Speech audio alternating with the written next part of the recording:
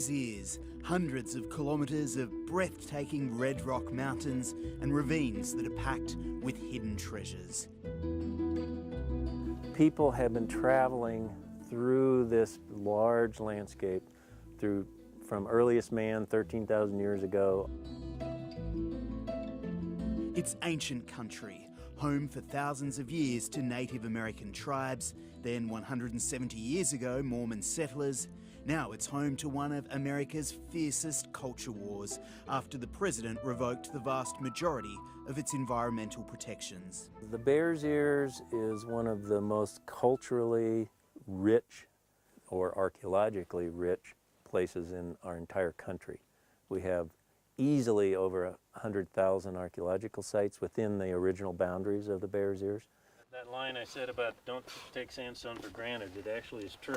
Archaeologist and guide Vaughan Haydenfeld has been searching for Bears Ears secrets for 30 years and has found more than just about anyone else. So this little alcove was used by people through time. Today he's taking us deep inside these canyons to reveal the cultural riches an outsider would struggle to find. It's a long way down, but worth the hike. It's some of the oldest rock art in America. I think this is incredibly valuable to protect. I mean, you have imagery, we have imagery in this area that possibly goes all the way back to the earliest man here 13,000 years ago. This art is still in the protected zone, but Vaughan Haydenfeld says even more valuable sites in the surrounding valleys are now at risk. As an American, I'm kind of a Native American too. I was born in this country. I think this is a part of my culture too, my history. This is the land. It was here when I was born. You know, I connect to this too. So yeah, that's some basket maker sites way up high in that overhang.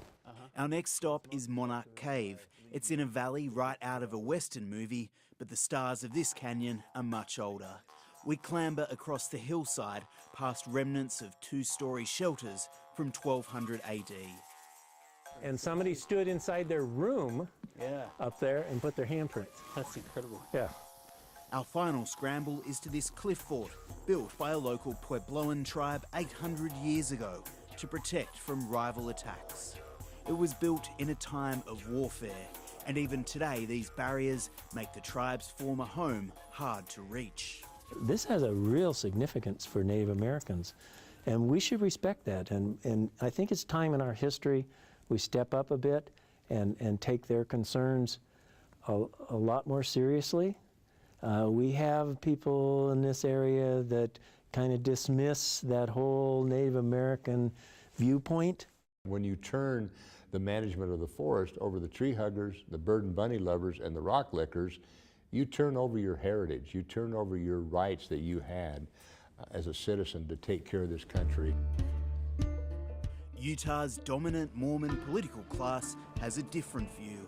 The state has long resisted federal involvement in its affairs and railed against Barack Obama when he granted Bears Ears protection in the last days of his presidency. Some of the ideas that come out of D.C., a lot of them are not very bright. My ancestors came here 150 plus years ago to get out of some of the things that the federal government were doing to my great-great-grandparents because of their religious beliefs. Some people think that the natural resources of Utah should be controlled by a small handful of very distant bureaucrats. President Trump visited Utah's capital in December to announce an 85% reduction of Bears Ears, a presidential action unprecedented in scope and intent. Yeah, this is it. This is the place, man. State Republican Mike Noel was among the supporters. He says lobbying by the president's son was crucial to the decision. Other presidents had promised it, but were never able to deliver it. What is it about President Trump that he can make these decisions that others would be probably scared of the political consequences of doing? Part of the help that happened here was that his oldest son, Donald Jr., has a really great passion for hunting. So he's out a lot. He's a tremendous individual, great hunter, great outdoorsman. He's not a pansy. I mean, he literally gets out there and hikes. So being able to get him connected to people here in Utah, I think, was very, very important. Ranching and hunting were still allowed under President Obama's monument. Utah Republicans are celebrating, though, because President Trump's reduction opens up more than 1 million acres to mining, as well as letting the states decide which, if any, Native American ruins to protect and manage, including at another nearby monument called Grand Staircase. It was absolutely amazing to have that happen because no president had been willing to do that.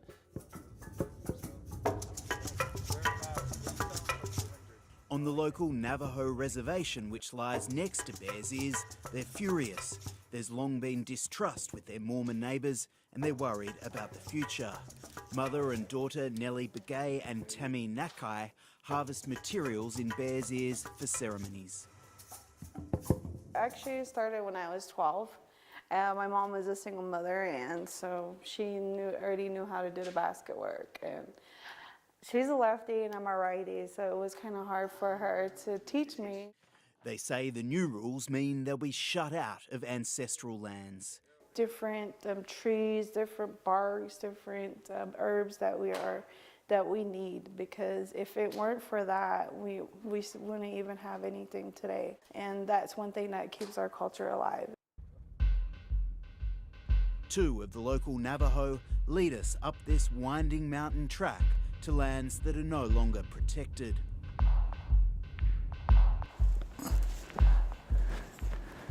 See that? Like an arrow. Jonas and Cynthia take us to a hokan, a Navajo shelter that 500 years ago would have been reinforced by pottery and bark. Well, it's disappointing. We got this as a monument. And here, you know, people would just come in here and destroy these things. And some of the things that, you know, our history is here. More on this side. It's a place Jonas and Cynthia come to connect with their ancestors, and they fear this bond with the past will soon be lost.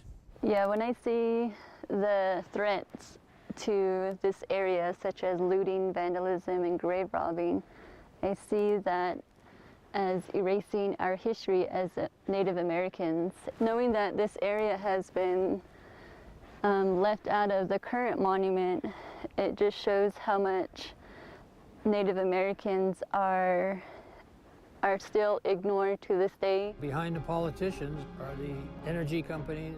The tribes have launched legal action against President Trump's cuts to Bears Ears, and they have heavy supporting firepower.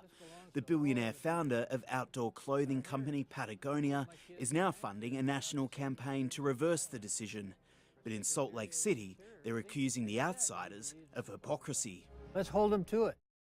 He's making money off the public lands. He's bringing people in.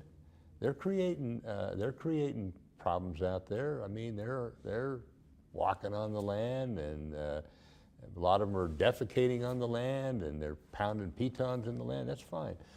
What would I say to them? I would say your lands are in good hands. What was more influential for you in framing your position on Bears Ears? Was it the jobs that you want to see created, or the steady flow of campaign donations you've received? Well, Connor, I've been re-elected 8 times. My campaign donations have been maintained. I've spent very little money on my campaign.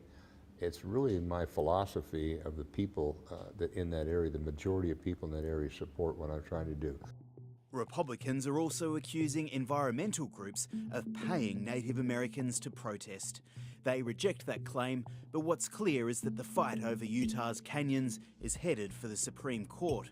Both sides agree the decision could permanently alter the future of land conservation in America. I know he did it for the right reasons. I think he believes strongly in what we call state sovereignty. I'm fearful, and I think that it is a big issue, and it's a real change in where this nation has been going.